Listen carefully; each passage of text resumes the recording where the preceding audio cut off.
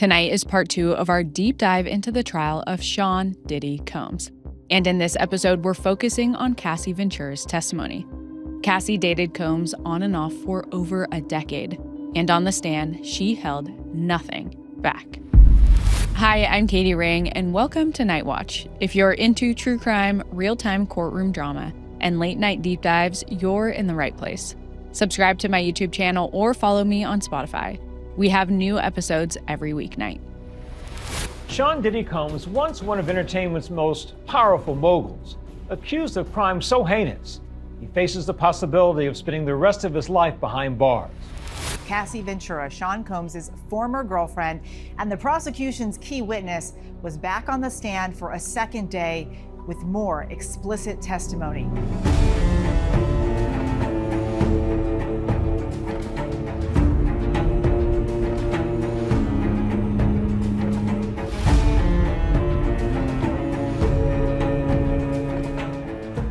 This episode discusses active criminal cases and breaking news. The information we share is based on what's publicly available at the time of recording and may change as new evidence comes to light. We aim to inform, not to decide guilt or innocence. So everyone mentioned is presumed innocent until proven guilty in a court of law. Tonight, we're continuing our deep dive into the trial of Sean Diddy Combs. Last night, we talked about everything that led up to his arrest. This episode, we're focusing on the opening statements and the testimony of Cassie Ventura, whose civil suit prompted the federal probe into Combs and whose harrowing testimony took up most of the first week of the trial. Cassie has showed incredible strength through this entire process, and the fact that she testified over multiple days while she was more than 8 months pregnant is just another testament to her strength. I could not imagine having to relive all of the most traumatic moments of your life while people dissected and judged you, let alone doing that pregnant. Opening statements in the trial of Sean Combs began on May 12, 2025. The courtroom was packed and the entire world was waiting with bated breath to see what kind of revelations would come out and whether Combs would see justice. Combs was facing charges of racketeering conspiracy, or RICO, sex trafficking, and transportation to engage in prostitution. I think my favorite part of any trial are the opening statements. It's your first impression to the jury, and you are setting the ground for your case. Unfortunately, since federal trials are not televised, I didn't get to hear the opening statements myself and can only go off court transcripts and other people's accounts. But here's what I got. Because the prosecution has the burden of proof, they always go first. And the member of their team they selected to give the opening statement was Assistant U.S. Attorney Emily Johnson. She got up and painted a picture of a man who had built an empire and who used his fame, power, and the very empire he built to control and abuse multiple victims for 20 years. Johnson made it clear that, quote, "This case is not about a celebrity's private sexual preferences. It's about coercive crimes." Johnson walked the jury through some of the most explosive allegations, previewing testimony about what she described as drug-fueled freak-off encounters with escorts and the emotional and physical toll on the victims. She argued these weren't isolated moments. They were a clear pattern of Combs's manipulative, coercive, abusive, and violent behavior. This was a man who would go to shocking lengths to control others and put them in harmful and degrading situations. The defense was up next and predictably turned to victim blaming and trying to gain sympathy for Combs by admitting his flaws, which they probably would have conveniently left out had it not been for the extremely graphic video of him brutally beating Cassie that was leaked before the trial. His defense attorney, Tenny Garrigus, said, quote, "Sean Combs is a complicated man, but this is not a complicated case. This case is about love, jealousy, infidelity, and money." She said that he had a bad temper, which was amplified by drugs and alcohol, and that they would see evidence of domestic violence. She continued, "Domestic violence is wrong, and you may think my client is a terrible person, but that domestic violence and sex trafficking are not the same thing, and he is not on trial for domestic violence." She also said that he would only really get violent when he thought someone was cheating, like that's a valid excuse to beat someone. She then leaned into people's misconceptions of DV and said that these were two adult women who consented to everything they did with her client, that there were no other dynamics at play, and that the government had no business in her client's private bedroom life. And lastly, she said the woman could leave anytime they wanted, and claimed they didn't because they enjoyed everything they gained from their relationships with Combs. The thing that bugs me the most about this is that, yeah, I think we can all agree that we wish Cassie left earlier. But saying that she didn't because of the money and connections is taking out all of the nuance and the core of what domestic violence really is and how it actually works. And it makes me sad that instead of looking at the abuser and thinking that behavior is not okay under any conditions, they flip the blame to the woman, saying, well, they could have left at any time, which simply wasn't true in this case. And it's almost like they believe the girls deserved it, or that Diddy didn't really do anything wrong because they liked the lifestyle. But there's one important thing to remember. If it weren't for Cassie's bravery, Combs never would have been exposed to the degree that he was. Who knows how many people out there are safe because of her testimony. With that said, let's start at the beginning of her story. As I mentioned before, Cassie has been extremely strong throughout this whole ordeal, which was only amplified by the fact that when she went up to testify, she was over 8 months pregnant. So pregnant that she ended up giving birth to her third child just days after testifying. Having to relive your most traumatic moments for multiple days while testifying is hard enough, but I can't imagine having to do it for 4 straight days while you are days away from giving birth. But Cassie believed it was the right thing to do. And the full truth of her relationship with Combs was finally brought to light. I usually get stuck on what to buy for my family and friends because there are so many ways to go. But my sister bought our whole family aura frames last year and I've been loving mine. So it was definitely on my list for others, who I won't mention now so I don't ruin the surprise. It's a great gift for parents and grandparents to stay up to date on all of the new family photos and for families to share memories. You can preload photos before it ships and upload unlimited photos and videos from the app for those who are more technically challenged. Keep adding from anywhere, anytime. All you have to do is download the Aura app and connect it to Wi-Fi. Seriously, don't wait. Win the holidays now with Aura frames.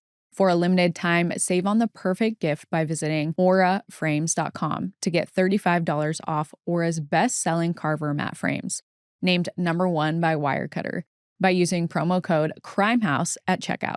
That's auraframes.com, promo code CRIMEHOUSE. This deal is exclusive to listeners and frames sell out fast, so order yours now to get it in time for the holidays. Support the show by mentioning us at checkout. Terms and conditions apply. From clothes to bedding to jewelry, Quince has the highest quality fabrics, materials, and pieces that are timeless and will actually last. And the best part is that they work with ethical, trusted factories that allow them to offer prices far below what other luxury brands charge.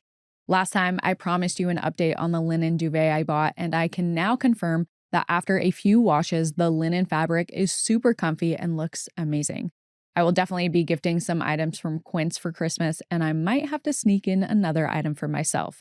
They have $50 cashmere sweaters that look beautiful and will be on my list for my friends, but unfortunately, I'm allergic to cashmere, so I am eyeing the 100% mulberry silk skirts and tops. The craftsmanship really shows in every detail. The stitching, the fit, the drape. Elevated, timeless, and made to wear on repeat. Find gifts so good you'll want to keep them with Quince.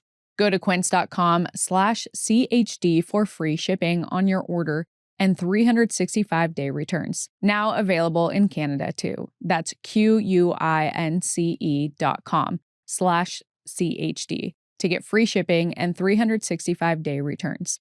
Quince.com/CHD. Cassie's story and her civil lawsuit were the basis of this criminal trial. So naturally, she was the most important witness in this case. Between the hours of testimony she gave, as well as a detailed lawsuit she filed back in 2023, the court got an extremely vivid picture of what her relationship with Combs was like. Cassie met Sean Combs in late 2005 when she was just 19 years old. He heard one of her songs playing in a club and brought her into Bad Boy Records, where he soon signed her for a 10-album deal, something that was unheard of in the industry. Before he manipulated and coerced her into a, quote, romantic relationship, he took an almost paternal role in her life. In her testimony, Cassie said that Combs asked her what she called her grandpa and insisted she use that same nickname for him. So her nickname for him became Pop Pop, because that's what she called her own grandpa. He also started giving her advice and taking her places under the guise of showing her the ropes and wanting her to be successful.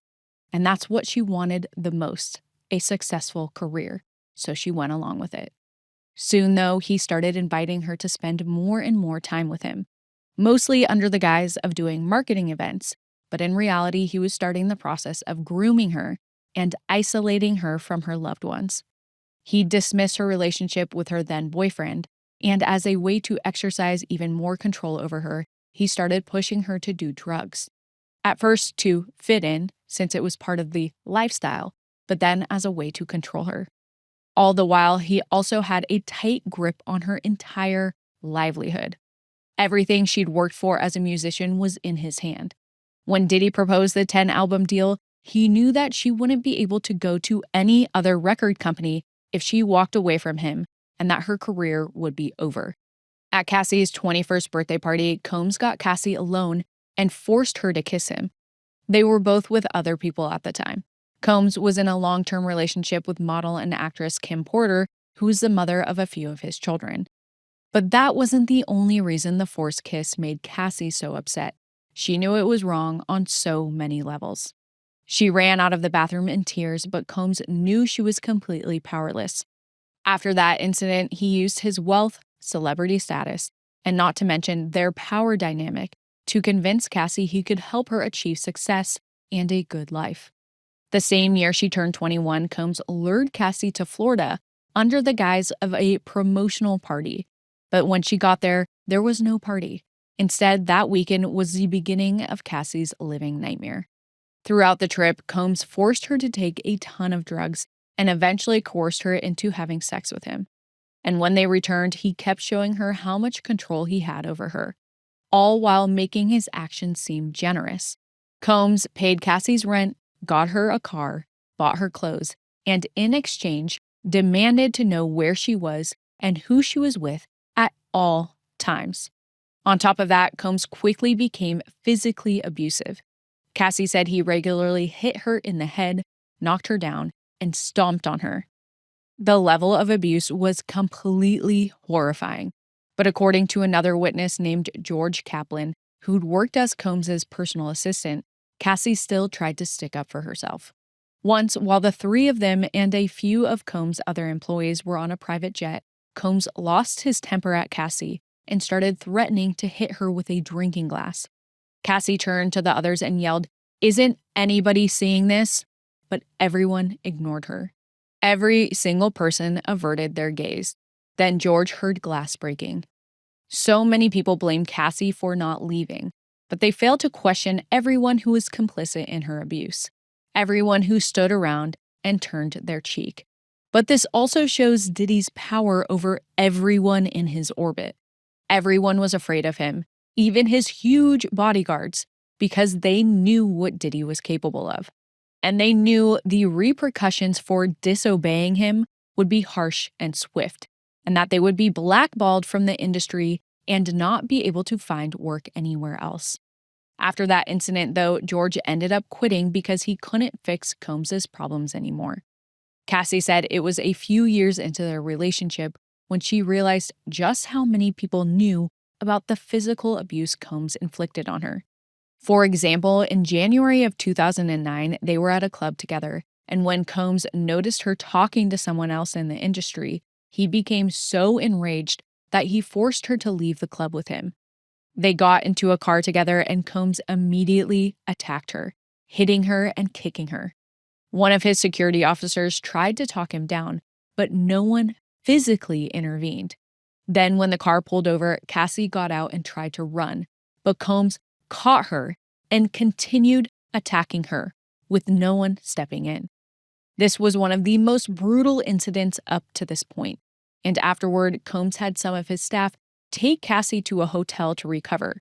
He also told her to lie to her parents about what happened. While she was at the hotel, several of his employees showed up to bring Cassie gifts and check in on her.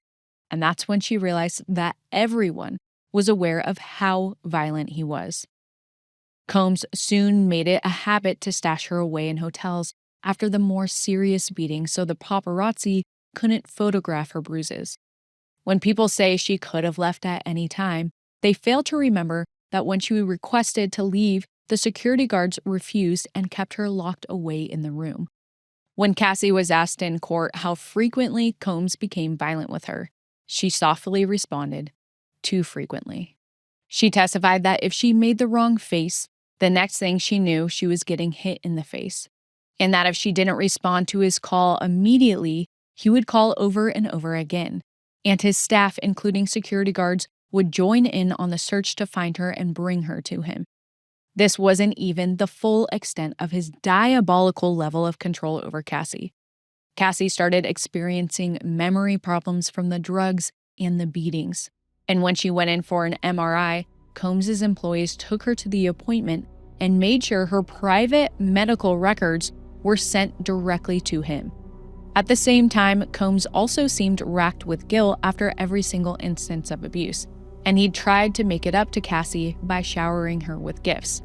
In reality, this is just a tactic that all abusers use in the cycle of abuse. Unfortunately, that didn't stop him from finding additional ways to overpower her.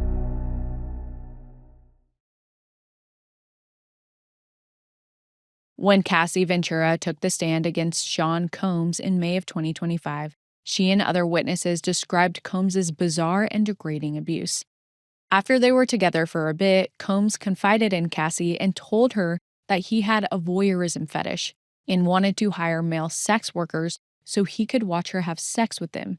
This is what eventually became the drug-fueled, sometimes days-long sex performances called freak-offs. When asked how she first felt when Combs proposed this, she said, quote, "I just remember my stomach falling to my butt. Just the nervousness and confusion in that moment." And that she didn't feel like she could say no to Combs because she, quote, "didn't know what no could be or what no could turn into," which she said she learned could include violence and blackmail threats. She continued, quote, "Sean controlled a lot of my life, whether it was career, the way I dressed, everything. I just didn't have much say in it at the time." On top of him controlling everything in her life, Cassie was only 22. She was sexually inexperienced when she met him, young, and was willing to try something for the man she believed she loved.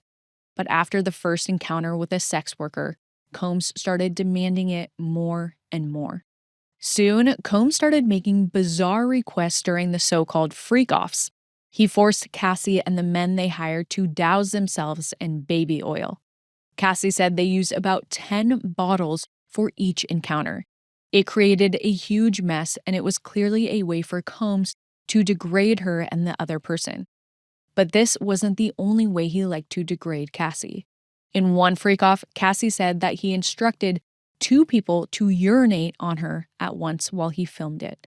He didn't just force her into dehumanizing situations either, but painful ones. She started getting UTIs, and he would force her to do freak-offs even when she had them, which was extremely painful. He would force them to go as long as he pleased and would get upset and sometimes beat her if they stopped too soon.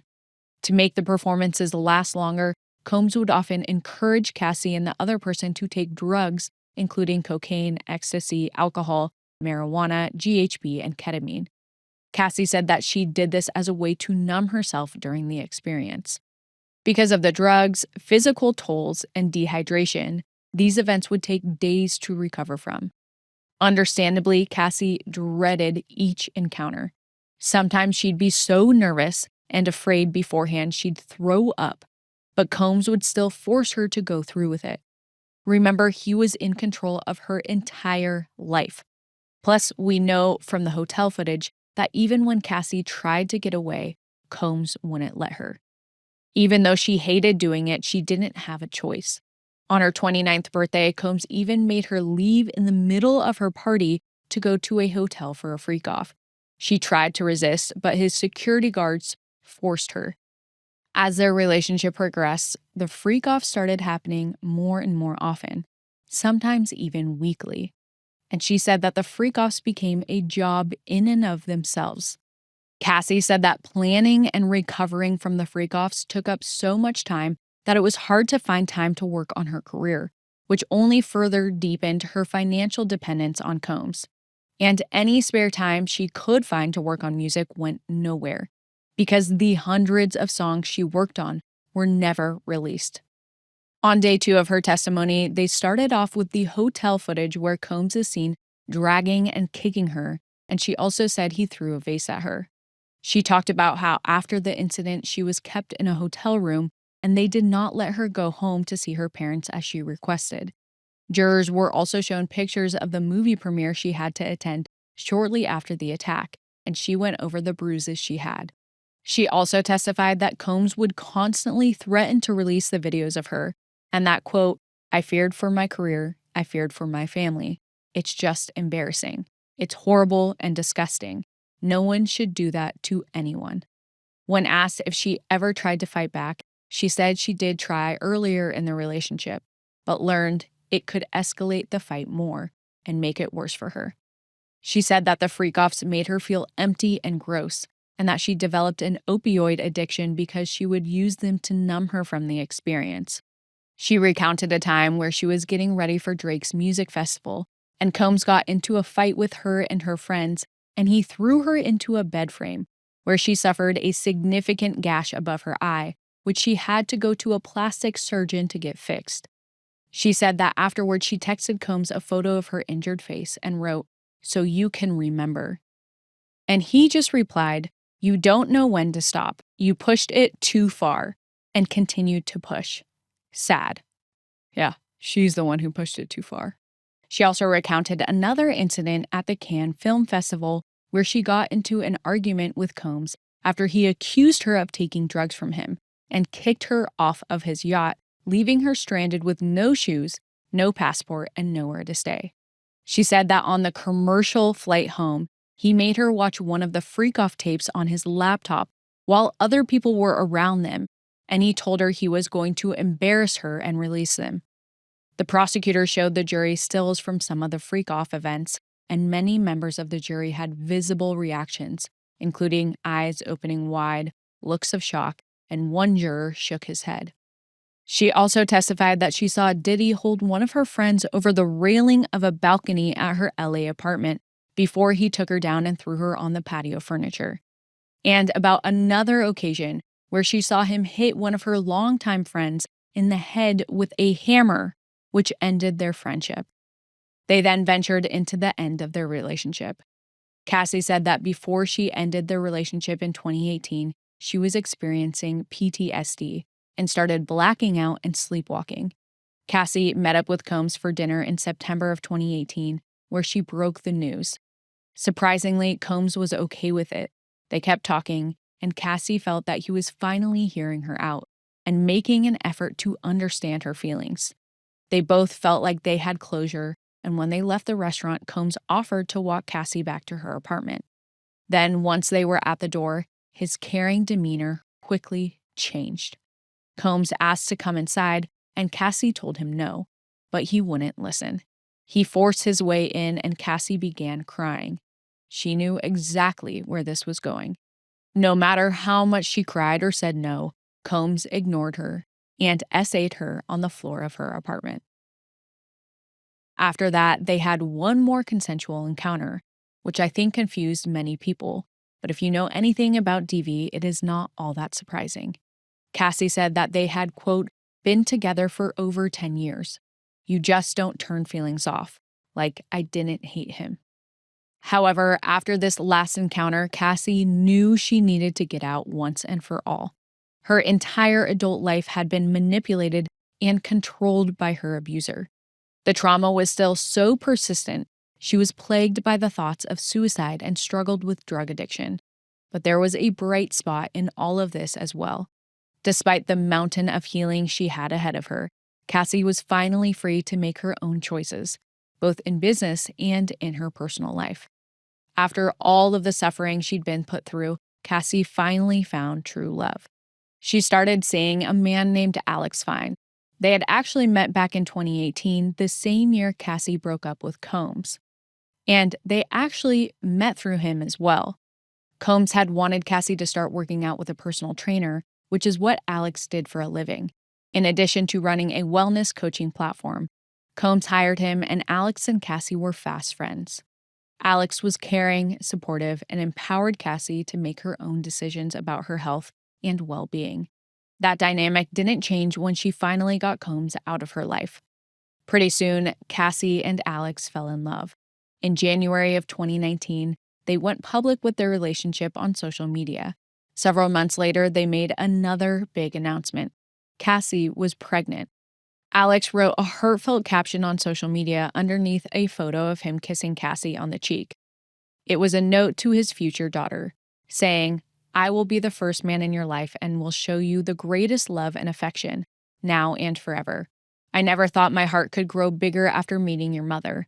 Then I found out we were having you, and I instantly felt a love that is so indescribable." Alex and Cassie's posts were flooded with excited comments, but there was one person who couldn't stand seeing her move on: Sean Combs. In the face of pure, honest love, Combs had to make sure that he was part of the narrative too. He posted a picture of them on Instagram and said he wished them happiness and love. And without Combs in their lives, that's exactly what they got.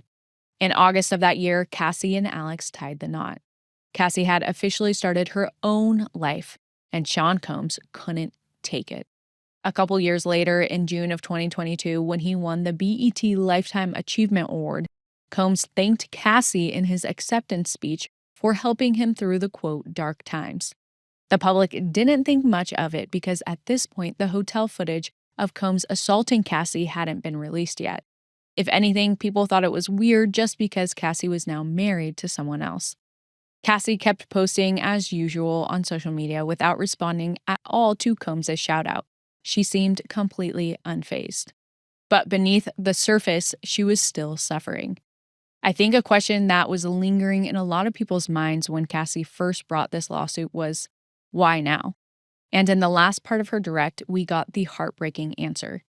In 2023, Cassie was shooting a music video and she started having horrible flashbacks. When she got home, she told her husband, quote, "You can do this without me. You don't need me here anymore." She said she couldn't take the pain anymore and that she tried to walk out the front door into traffic, but her husband wouldn't let her. After, she checked into rehab and started trauma therapy, where she was encouraged to work through her pain and trauma by writing about her experiences. When she got out, she said that she wanted Combs to read it and see all of the pain he had caused her. And she said she made up a number and went to him with an offer to buy the rights to her book. He basically laughed her off, so she filed this civil suit against him. Everyone had access to the horrifying details of what he had put her through over all of these years. Diddy denied everything but settled with her for $20 million the next day. Many of his fans believed him and claimed this was just a money grab and said that Cassie was a gold digger making up lies and that if these things were true, she could have left at any time. But in May of 2024, when the video of Diddy brutally beating Cassie in the hallways of the Intercontinental Hotel was leaked, no one could turn a blind eye, and Diddy could no longer hide his true self. After the video was leaked, Cassie posted to her Instagram saying, "Thank you for all of the love and support from my family, friends, strangers, and those I have yet to meet. The outpouring of love has created a place for my younger self to settle and feel safe now. But this is only the beginning. Domestic violence is the issue. It broke me down to someone I never thought I would become. With a lot of hard work, I am better today, but I will always be recovering from my past. Thank you to everyone that has taken the time to take this matter seriously. My only ask is that everyone open your heart to believing victims the first time. It takes a lot of heart to tell the truth out of a situation that you were powerless in. I offer my hand to those that are still living in fear. Reach out to your people. Don't cut them off. No one should carry this weight alone. However, even with the evidence of abuse, Diddy's team would still paint Cassie as a young woman who had complete agency in her decision-making, and not only consented to these freak-offs, but participated in them consensually. Fortunately for the prosecution, there were witnesses to Diddy's bad behavior, abuse, and control. In tomorrow's episode, we'll unpack the defense's cross-examination of Cassie, along with key testimony from witnesses who say they saw the alleged abuse. Tune in tomorrow to hear about all of the details of what allegedly went down. What did you think of tonight's case? Drop your thoughts and theories in the comments. See you next time.